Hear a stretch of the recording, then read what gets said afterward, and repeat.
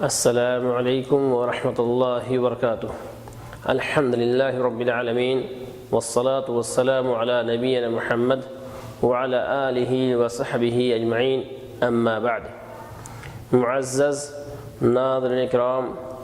آج کی اس نشست میں آپ تمام حضرات کے سامنے نماز میں سرزد ہونے والی چند غلطیوں کی طرف اشارہ کیا جائے گا۔ نماز کے اندر چند غلطیاں کی جاتی ہیں جس سے دور ہونا، جس کے بارے میں غور کرنا ضروری ہے۔ انہی میں سے پہلی غلطی جو عام طور پر کچھ لوگ کرتے ہیں وہ یہ ہے کہ تکبیر تحریمہ سے پہلے وہ الفاظ کے ذریعے سے نیت کرتے ہیں نماز کی، جبکہ الفاظ کے ذریعے سے نیت کرنا یہ کسی بھی صحیح حدیث سے ثابت نہیں ہے، حتیٰ کہ کسی بھی ضعیف حدیث سے بھی ثابت نہیں ہے، اور نبی کریم صلی اللہ علیہ وسلم تکبیر تحریمہ سے پہلے کچھ بھی نہیں کہتے تھے، کوئی الفاظ ثابت نہیں ہے۔ لہذا صحیح بات یہ ہے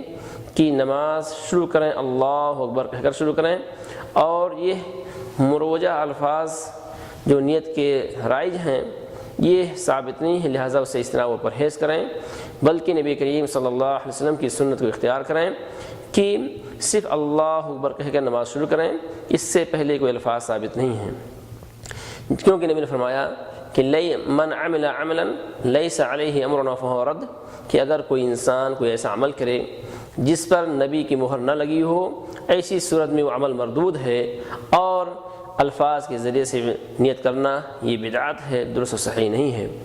دوسری غلطی جس کا ارتکاب کچھ لوگ کرتے ہیں وہ یہ ہے کہ وہ لوگ جو مسجد میں تاخیر سے پہنچتے ہیں اور امام رکوع میں ہے تو بلا تکبیر تحریمہ کہے رکوع میں چلے جاتے ہیں، یہ بہت بڑی غلطی ہے۔ بلکہ ایسا شخص جو تاخیر سے پہنچے اور امام رکوع کی حالت میں ہو تو اس کو چاہیے کہ وہ اطمینان سے جائے اور صف میں پہنچنے کے بعد کھڑا ہو کر کے قیام کی حالت میں وہ تکبیر تحریمہ کہے، یعنی اللہ اکبر کہے۔ اس کے بعد پھر وہ احوط یہ ہے، جیسا کہ علماء نے کہا ہے، کہ وہ پھر رکوع کے لیے اللہ اکبر کہے اور رکوع میں جائے، جیسا کہ حدیث کے راوی حضرت ابو ہریرہ فرماتے ہیں کہ کان رسول اللہ صلی اللہ علیہ وسلم اذا قام الى الصلاة یکبر حین یقوم ثم یکبر حین یرکع، کہ نبی کریم صلی اللہ علیہ وسلم جب قیام کے لیے کھڑے ہوتے تو آپ تکبیر تحریمہ کہتے، پھر جب آپ رکوع میں جاتے تو رکوع میں جانے کے لیے پھر اللہ اکبر کہتے۔ اس سے معلوم یہ ہوا کہ اگر کوئی شخص تاخیر سے پہنچے، امام رکوع کی حالت میں ہو، تو اسی صورت میں اس کو چاہیے کہ پہلے وہ تکبیر تحریمہ کہے۔ اسی طریقے سے تیسری غلطی یہ ہے کہ لوگ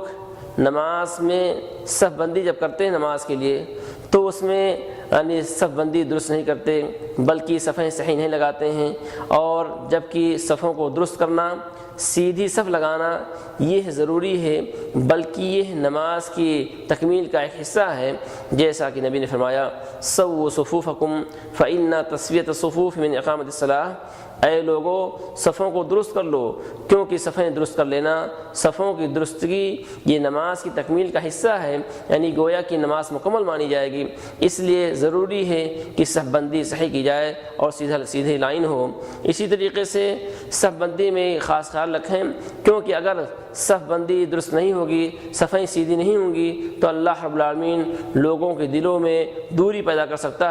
کر دے گا، جیسا کہ بخاری کی روایت ہے، نبی نے فرمایا لَتَصُونَّ صُفُوفَكُمْ، کہ اے لوگو تم ضرور اپنے صفوں کو درست کر لو، صفیں سیدھی لگائیں، کیونکہ اگر صفیں سیدھی نہیں لگائیں گے لَا يُخَالِفُنَّ اللَّهُ بَيْنَ قُلُوبِكُمْ، اللہ رب العالمین تمہارے دلوں کو دور کر دے گا، تمہارے دلوں میں دوری پیدا کر دے گا۔ لہذا صفیں درست نہ کرنا، صفیں سیدھی نہ کرنا ایک ایسی چیز ہے جس کی وجہ سے اللہ تعالیٰ مومنوں کے دلوں میں، بندوں کے دلوں میں دوری پیدا کر دے گا۔ اسی طریقے سے مسئلہ یہ ہے کہ انسان جائے تو پہلی صف میں کھڑے ہو، اور جب پہلی صف پور ہو جائے تب دوسری صف شروع کریں، جیسا کہ نبی نے فرمایا، کیونکہ پہلی صف میں حاضر ہونا یہ بہت ہی اس میں اجر و ثواب ہے۔ جیسا نبی نے فرمایا لو یعلم الناس ما فی النداء والصف الاول، کہ اگر لوگوں کو معلوم ہو جائے کہ اذان کے جوابات دینے میں کیا اجر و ثواب ہیں اور صف اول میں کھڑے ہو کر نماز پڑھنے کا کیا اجر و ثواب ہے، اگر لوگوں کو اس کا علم ہو جائے ثم لم یجدوا، تو لوگ ہر شخص کوشش کرے گا صف اول میں پہنچنے کی، اور نتیجہ یہ نکلے گا کہ صف اول میں جگہ نہ ملے گی، یہاں تک کہ لوگ مجبور ہوں گے قرآن اندازی کرنے پر تو لوگ قرآن اندازی کریں گے۔ یہ حدیث صحیح مسلم کی ہے۔ لہذا معلوم یہ ہوا کہ پہلی صف پر کی جائے، اور جب پہلی صف مکمل ہو جائے اس میں کوئی جگہ خالی نہ ہو، اس کے بعد دوسری صف لگائی جائے۔ اور جیسا کہ نبی نے فرمایا ہے کہ حدیث کے راوی حضرت ابو انس فرماتے ہیں کہ اللہ کے نبی صلی اللہ علیہ وسلم نے ارشاد فرمایا اتم الصف المقدم ثم الذي يليه فما من نقص فليكن في الصف المؤخر۔ حدیث ابو داؤد کی روایت ہے کہ نبی نے فرمایا کہ اے لوگو، پہلے اگلی صف کو اور پہلی صف کو مکمل کریں، اور پہلی صف مکمل کرنے کے بعد پھر دوسری صف لگائیں، اور جو نقص ہو وہ دوسری صف میں ہو، آخر صف میں ہو، یہ درست ہے۔ لہذا معلوم یہ ہوا کہ صف بندی درست کی جائے، صفیں سیدھی لگائی جائیں اور لوگ مل کر کھڑے ہوں۔ اسی طریقے سے پہلی صف مکمل ہو جائے اس کے بعد دوسری صف لگائیں، اور صفیں یعنی پہلی صف کو پر کرنا اسی طریقے سے کندھے سے کندھے لگا کر کے اور پیر سے پیر لگا کے کھڑا ہونا، یہ درست و صحیح ہے۔ جیسا کہ حدیث کے راوی حضرت فرماتے ہیں کہ اللہ کے نبی نے فرمایا اقیموا صفوفکم فانی اراکم من وراء ظہری، اے لوگو تم اپنی صفیں درست کر لو، سیدھا کر لو، صحیح کر لو، فانی ارا، کیونکہ میں تمہیں اپنے پیچھے دیکھ رہا ہوں۔ وکان احدنا یلزق منکبہ بمنکب صاحبہ وقدمہ بقدمہ، اور ہم میں سے ہر شخص اپنے کندھے کو دوسرے کندھے کے ساتھ ملاتا تھا، اور اسی طریقے سے اپنے پیر کو دوسرے پیر کے ساتھ ملاتا تھا۔ لہذا ہمیں صفیں درست لگانی چاہیے۔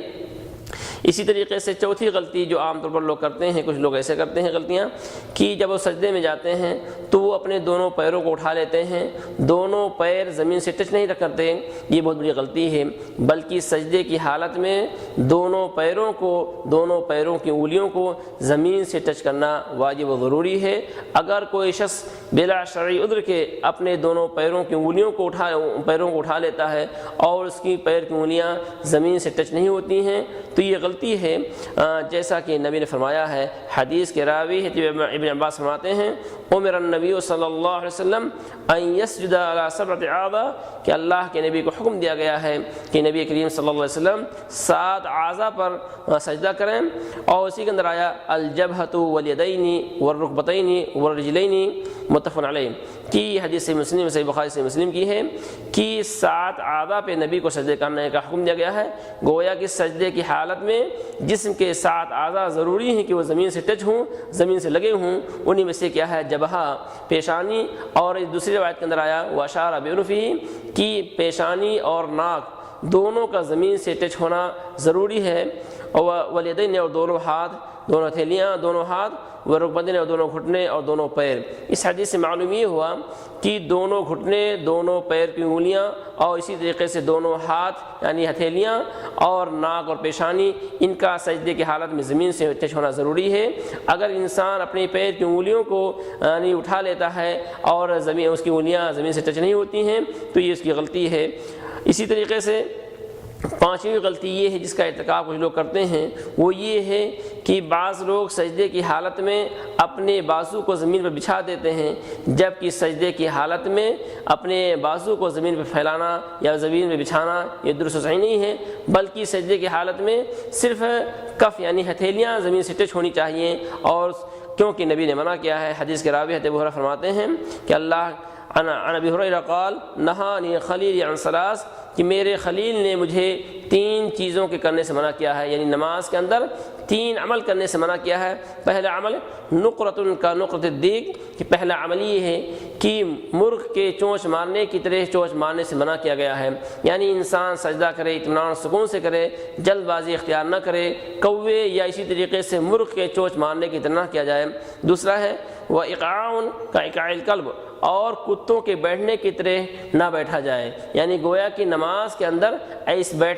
بیٹھنے میں ایسی کیفیت نہ اختیار کی جائے جو کیفیت کتے اختیار کرتے ہیں۔ کتوں کے جیسا بیٹھنے سے نبی نے منع کیا ہے، یعنی اس کا مفہوم یہ ہے کہ انسان اپنے دونوں پیر کو کھڑا کر لے اور سرین کو زمین پر رکھے، اس طرح بیٹھنے سے اللہ کے نبی نے منع کیا ہے، یہ کتوں جیسا بیٹھنا ہے۔ وہ التفات کا التفات الثعلب، اسی طریقے سے تیسرا عمل جو نماز کی حالت میں منع کیا گیا ہے وہ یہ ہے کہ انسان نماز کی حالت میں ادھر ادھر مت دیکھے، جس طریقے سے لومڑی ادھر دیکھتی ہے وہ لومڑیوں کی طرح نہ دیکھے، منع کیا گیا ہے۔ یہ حدیث ہے، احمد کی روایت ہے۔ اسی طرح نبی نے فرمایا، حدیث کے راوی